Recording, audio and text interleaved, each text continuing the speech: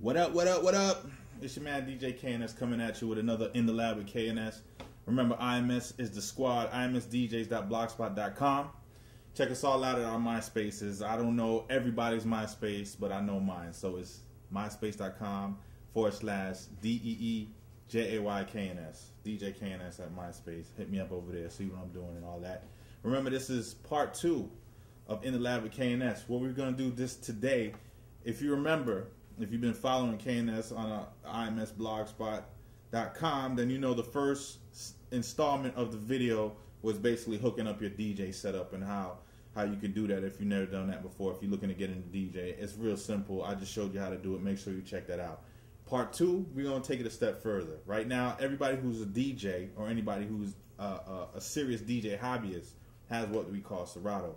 Serato is actually a computer-based program that combines software with hardware with your traditional DJ setup and allows you to manipulate whatever audio and video files you have on your laptop with your turntables and CD players and your mixer. You know what I'm saying? This one here is a very cut and dry video. I'm going to show you how simple it is to hook up Serato into your existing setup. A lot of people are scared of technology, but I'm here to tell you, don't be scared of technology. You need to move with technology or you're going to lose. Any case, if you notice here, I still got the same setup I had last time. 2 turntables, my mixer, my headphones, my needles. The only thing that I have different now is I got this laptop here that I'll show you the screen in a little bit. And I have this box right here, which you're probably wondering what this is. This is the heart and soul of the Serato right here. This is the SL-1 box. It's a USB interface that you plug your turntables and then you plug your mixer in and you bridge it to your computer using a USB cable. The way this works is very simple. If you notice on top of the box, it says inputs 1 and 2, okay? And then at the bottom of the box, let me see, does it show it right there? Right there, right there, right there. Any case, inputs right here, outputs right here. So what we're going to do is, if this goes in between the turntable and the mixer, you're going to go in from your turntables into your inputs here. Then you come out of your outputs, out of the Serato box into your mixer. Now, if you notice, you have a through and a line, and it says 1 over here, then it says through and a line, and 2 over here. What that basically is this. First things first, let me hook up my first turntable, which is this turntable here. I'm going to hook that into input 1, okay? And I'm going to line up the, match the red with the red, the white with the white, all right? Same thing with turntable number 2. Red with red, white with white. If you notice, my cables are tagged for convenience. Right here it says phono 1, line 1. That's how, you know, I'll never make that mistake in a rush of connecting the wrong cable. All right, so the first cable that I have here is we're gonna hook up output 1. This is the through. Phono 1. The through is your phono. It's gonna go into phono 1 right here, white with the white, red with the red. Next cable I have is your line 1 cable, okay? That's gonna go into line 1 here, white with the white, red with the red, okay? And I simply do the same thing on the other side. I match up the corresponding output to this corresponding input on the mixer, okay? So the first thing we're hooking up is phono 2, which is the through 2, okay? And we hook that right in here, red with the red, white with the white. Last cable is the line 2 cables. There we go. We got 4 sets of inputs here, okay, coming from the Serato box, all right? All right. So now we have our hardware hooked up. The other thing we have to make sure is, here's your USB cable here. It's going right into the USB into the computer right here.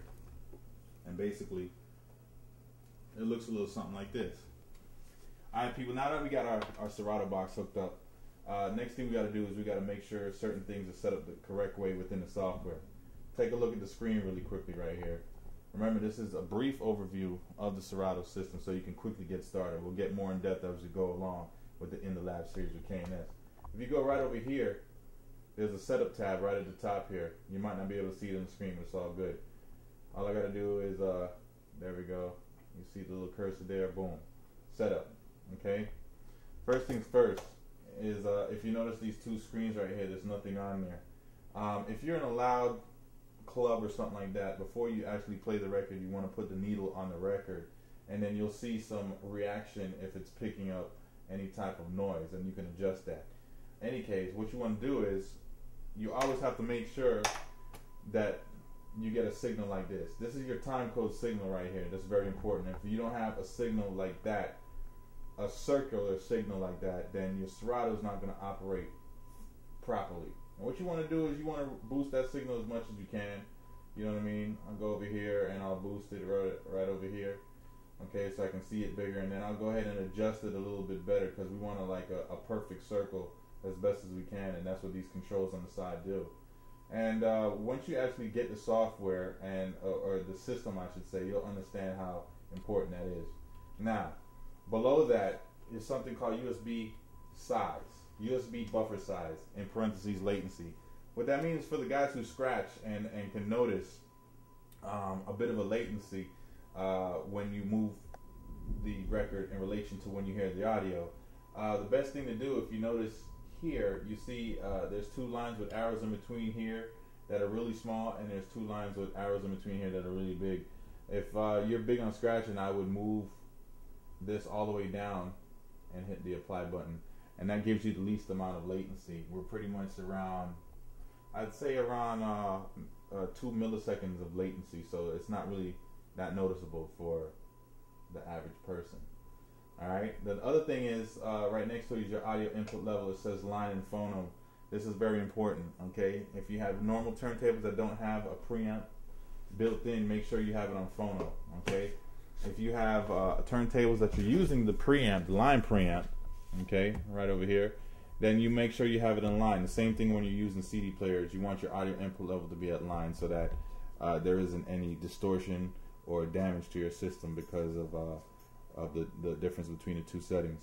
Okay, display settings, maximum screen updates per second. If you have a powerful laptop, then you can leave it all the way to the right at 60. That's where the screen updates. The waves are more sharper in definition as far as where you're at in the waves, because it's updating more frequently. That eats up more power in your computer. So if you want to save power, you can move that all the way to the left here, so it doesn't update as much. All right, and pretty much those are the main settings that you need to know in order to get started with Serato. So right now, if you see the wave going on the Serato screen here, that's because the records are playing. See, the records are playing here. If I move this back and forth,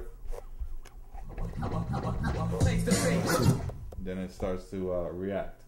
I have cue points set up in here. That's another cool thing that you can do with Serato, is you can actually set up cue points and quickly get the points in the records very quickly. Not to mention the fact that you can carry more music in a system like this in your laptop than you can physically carry, whether it be CDs or records. All right, so you have more music at your fingertips with this system. This has really revolutionized the way people have DJed. So right now, the dope thing is, back in the days, if I wanted to flip 2 records, man, I have to buy 2 copies. But in Serato, I got one MP3 file, and I can assign it to both sides. In this case, I have Capone Noriega, the Invincible on here, and on both sides.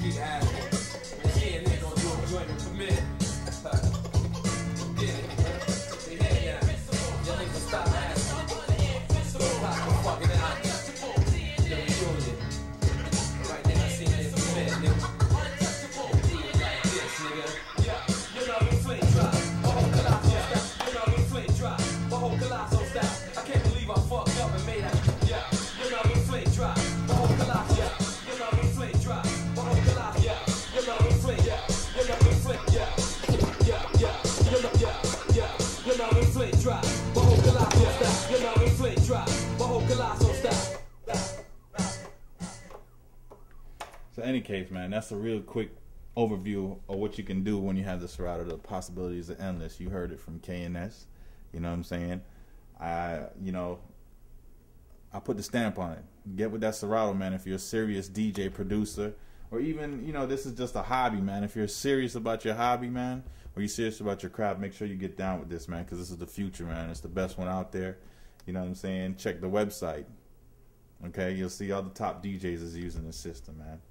You know, so stay tuned for In the Lab with K-N-S Part 3. We're gonna go over some more Serato stuff, but we're gonna get deeper into the Serato. We might even touch on the Serato mixer, the SL-TTM 57. You know what I mean? Shout out to Mike May, my man Steve, and all the guys over at Serato and Rane, man. K-N-S signing out. IMS is the squad.